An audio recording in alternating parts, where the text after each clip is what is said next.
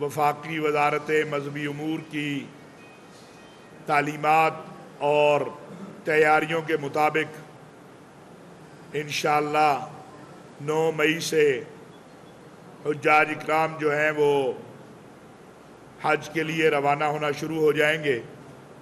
اسی طرح جو پرائیویٹ سیکٹر ہے اس کی بھی تیاریاں الحمدللہ مکمل ہیں، اور اب تک کی جو بکنگ ہے اس کے مطابق سعودی عرب میں انتظامات کو حج آرگنائزیشن کے جو ساتھی ہیں وہ پاکستان کی وزارت مذہبی امور کے اور پاکستان کے حج مشن کے ساتھ مل کر مکمل کر رہے ہیں۔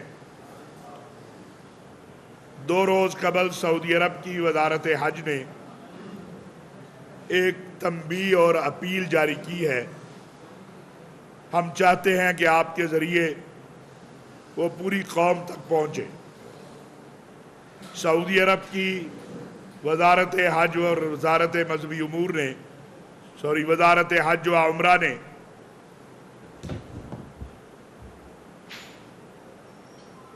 یہ اپیل کی ہے کہ بعض گروپ آن لائن یا سوشل میڈیا کے ذریعے حج بکنگ کر رہے ہیں اور ان کے پاس کوئی اجازت نامہ نہیں ہے، لہذا حجاج اکرام جو حج کے لیے جانا چاہتے ہیں وہ ایسے تمام گروپوں سے اور ایسے تمام اشخاص سے دور رہیں۔ حج بکنگ صرف ان لوگوں کے ساتھ کی جائے جن کو ان کے ملکوں نے، جیسے پاکستان میں وزارت حج و عمرہ نے اور ہوپ نے جن کو اجازت دی ہے۔ مفتی صاحب ادھر آ جائیں۔ مبشر پاکستان کے اندر وزارت مذہبی امور کی اجازت سے تقریباً 902 سے 904 کے درمیان کمپنیاں موجود ہیں جو حج کا کام کر رہی ہیں۔ اس لیے تمام پاکستانیوں سے اور مسلمانوں سے جو حج کے لیے جانا چاہتے ہیں، ہم بھی یہ اپیل کرنا چاہتے ہیں کہ وہ کسی ایسے حج گروپ یا سوشل میڈیا گروپ جو رجسٹرڈ نہ ہو اس کے ساتھ اپنی حج بکنگ نہ کریں۔ ہم سعودی عرب کی وزارت حج کے مشکور ہیں کہ انہوں نے حج بکنگ کی تاریخ کو بڑھایا ہے اور ابھی حج بکنگ جاری ہے، اور ہمیں امید ہے کہ انشاءاللہ اس میں تھوڑا اور وقت بھی مل جائے گا۔ ہمارے ساتھی سعودی عرب میں وزارت حج و عمرہ سے اس حوالے سے بات کر رہے ہیں۔ حج بکنگ بند نہیں ہوئی، جاری ہے، اور جیسے میں نے پچھلی بار بھی کہا تھا کہ ہمارے پرائیویٹ حجاج کے بعض گروپ سرکار سے بھی سستے ہیں۔ دوسری بات جو بہت اہم ہے وہ ہے زائرین کے لیے اور حجاج کے لیے سعودی عرب کے قوانین پہ عمل کرنا۔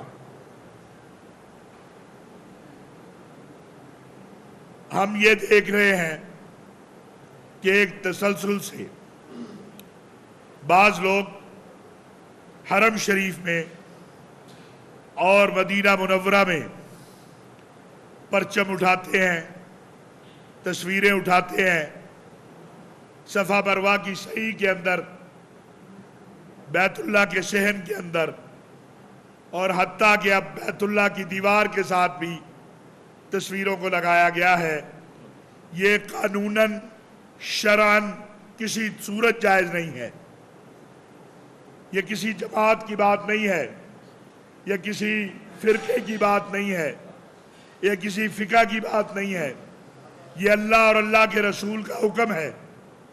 وَمَن دَخَلَهُ كَانَ آمِنًا، بیت اللہ کا امن اس کو خراب کرنا اس کے اندر کسی بھی قسم کی سیاسی، مذہبی، فرقہ وارانہ عصبیتوں کو ہوا دینا اس کی شریعت اجازت نہیں دیتی۔ دو راستے ہیں، ایک کہ ہم خود باز آ جائیں۔ حکومت پاکستان سے میں اپیل کروں گا، وزارت داخلہ سے، کہ جن لوگوں نے یہ عمل کیا ان کے خلاف وفاقی وزارت داخلہ FIA کے ذریعے ایکشن لے۔ کیوں؟ ایک، انہوں نے اللہ کے قانون کی، اللہ اور اللہ کے رسول کے حکم کی خلاف ورزی کی، پاکستان اور سعودی عرب کے قوانین کی خلاف ورزی کی۔ دوسرا،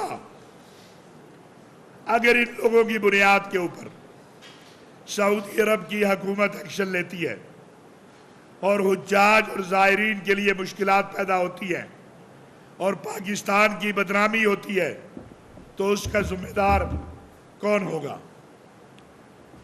یہ ذمہ داری ہے ہم سب کی اور حکومت پاکستان کی، کہ جو لوگ حرمین شریفین میں ایسے اعمال کرتے ہیں جس کی اجازت سعودی عرب کے قوانین نہیں دیتے، جس کی اجازت سعودی عرب کی حکومت نہیں دیتی، پاکستان کا قانون اجازت نہیں دیتا، شریعت اجازت نہیں دیتی، اس کے خلاف ایکشن لیا جانا چاہیے۔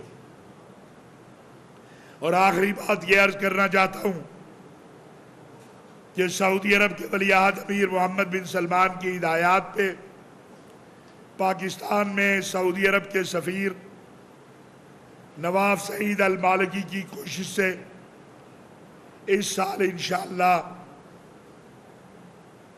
حجاج اکرام جو روڈ ٹو مکہ پروگرام کے تحت جائیں گے، اور جس کے لیے میاں شہباز شریف صاحب نے سابقہ دور میں اپیل بھی کی تھی، درخواست بھی کی تھی، انشاءاللہ کراچی سے بھی روڈ ٹو مکہ پروگرام کے تحت حجاج جائیں گے۔